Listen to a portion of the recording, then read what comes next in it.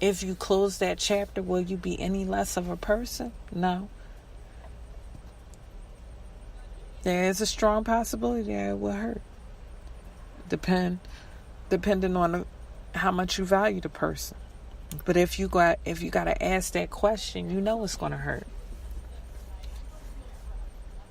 And so, with that in mind, you have to look at things accordingly.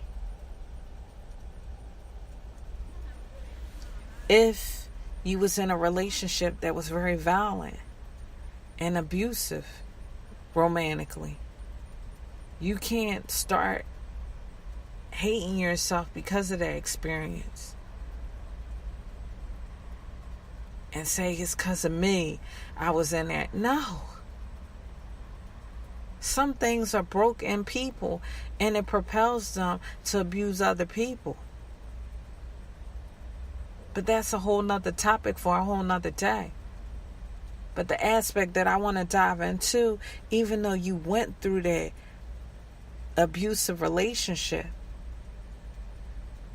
it doesn't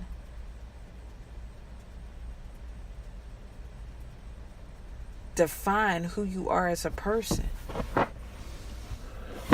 You're not all of a sudden this girl or this guy that deserves people in romantic relationships that are only abusive to you. I only beat you when I love, because I love you, or when I love you. Who taught you that? Who taught you that? You don't get in a relationship to look for a father and scold in again. Because depending on your parenting style, you do scold and reprimand your child and put them in timeout. But in a romantic relationship, who taught you to do that to a person that you're in a romantic relationship with? Who made that normal for you?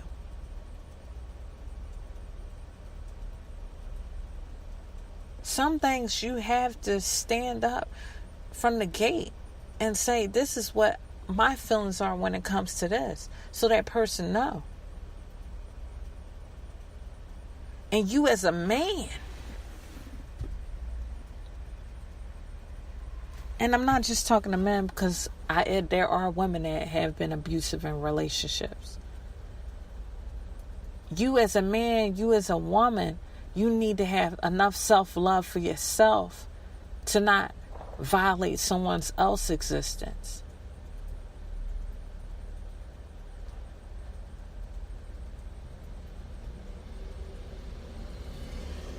Whatever you reason in your mind to be right for hitting someone, you as a woman swinging, breaking plates over a man's head, beating him in front of his kids, and you normalize that and say it's okay, you did wrong. And you as a man, you punching her like a punching bag, stomping her out. You as a man, self-love should exist even in you connecting with others. People can make you mad enough to want to be violent. However, you need to have anger management. Just because everything you feel, don't make it right to act on it. And that's when emotional management come in. Anger is a normal feeling. But what you do with the anger determines the rippling effects. And so you have to be able to process things appropriately. Self-love will allow you to think about the consequences of your actions. If I hit this person, I degrade, I devalue them as an individual, whether it's male or female. And who am I to devalue someone as an individual? And then self-love will make you think about the consequences even further. I could get locked up. I could in return get beat up by her relatives, by his relatives. Self-love will have you think about all the decisions around your decisions. And look at the rippling effect. So whether you're the abused or the abuser, self-love plays a significant role. Can you at some point gain enough self-love for yourself to stop doing what you do? Sure. Or stop experiencing what you're experiencing. There comes a time where a woman gets to a point where she's beat, and then she says, that's it. Enough is enough. I'm out. Or a man is constantly swung on.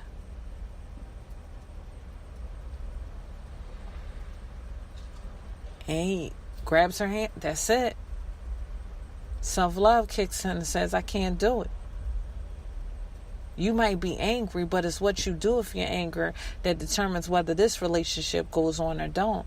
And by you not managing your anger right, it doesn't look like we should be right. Self-love.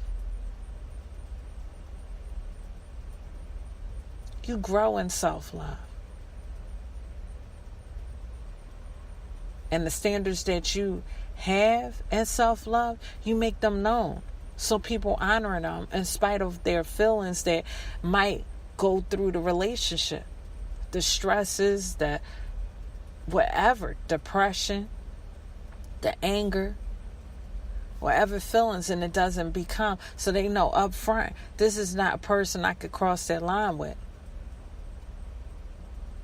This person let me know about that consequence, and I don't like that consequence. I like myself enough to not even go through that consequence. And so you don't. Self-love over self-hatred. Because self-hatred will make you say, I don't care about the consequences. And this self-hatred is going on in this day and age with the killings. And that's really another topic to dive into. But lack of self-love, whether you don't like the race that you are, the community that you live in, love yours. Because you could get agitated for stupid reasons. And find yourself at a place where you really don't love yourself. Because if you loved yourself enough, you wouldn't even got to that place. Self-love over self-hatred. The way you connect with people, the way you dialogue with people, expresses how much you love yourself. When you make your standards known, when you don't forget self-preservation.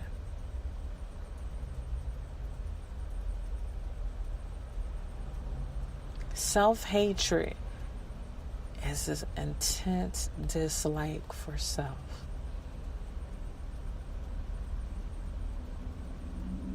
How you connecting with people. You don't date a certain race because you are that race, and everybody that you dated out of that race was bad, so you never dating that race again. But you are that race. No, look at each individual accordingly. Can things be all-inclusive? No. Because not every Asian person is the same. Not every black person is the same. Not every white person is the same. Hispanic, Indian, European, Brazilian. It's so many nationalities. You got to treat each individual accordingly. Just like you want to be treated. You don't want somebody walking around and then all of a sudden you're black walking down the street and they're black, and so they cross the street because they don't want to see you. How that sound when their skin is black? Self-hatred. It comes out in many ways, and you have to be mindful just in your existence and connecting with others, and find the root. Who taught you that? Where did you get that from? Dismember that concept and move forward. So what? You've been thinking this way for X amount of years. Dismantle it. It's unhealthy. It's unproductive. It's not beneficial for you. Dismantle it.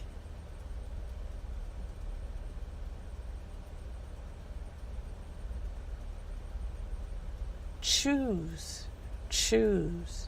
self-love over self-hatred. Even when it comes to your relationships. And when processing your past, and if it gets out of hand where you can't process it yourself, I'm giving free sessions away. So you don't even have to be crippled by pricing.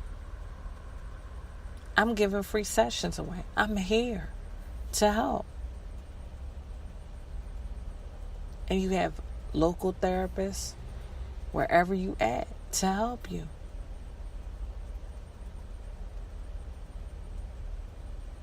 There's always someone to reach out and help you.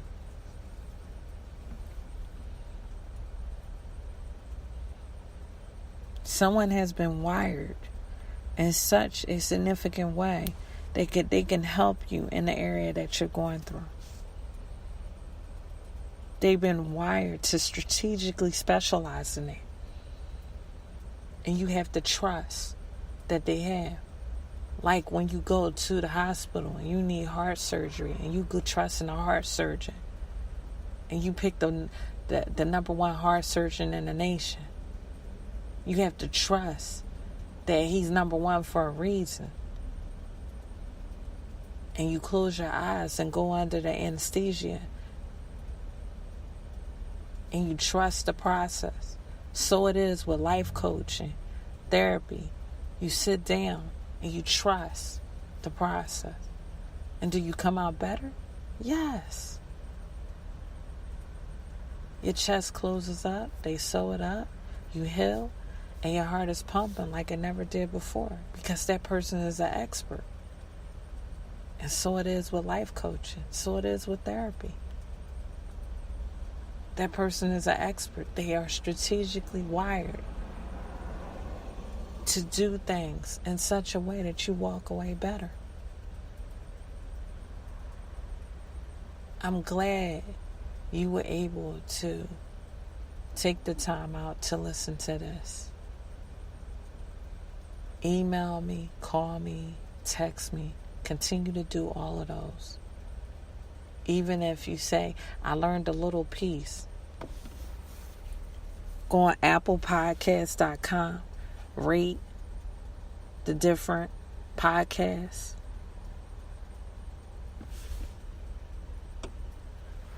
Just like I encourage y'all, I love to get encouragement back. It lets me know, number one, my living is not in vain. And through all my imperfections, I'm still being used to help others. And that's inspiring. We are growing. We are always growing. Every time we're covering a new topic, a new aspect. I will make this a 4-part series. And the last episode will be on this Thursday. On this series. It will be a 4-part self-hatred series. I'm glad we covered relationships and connecting with others. Those that want to dive in a topic a little deeper, email, call, or text me. I'm here, confidentially. to go through it in a more in-depth way.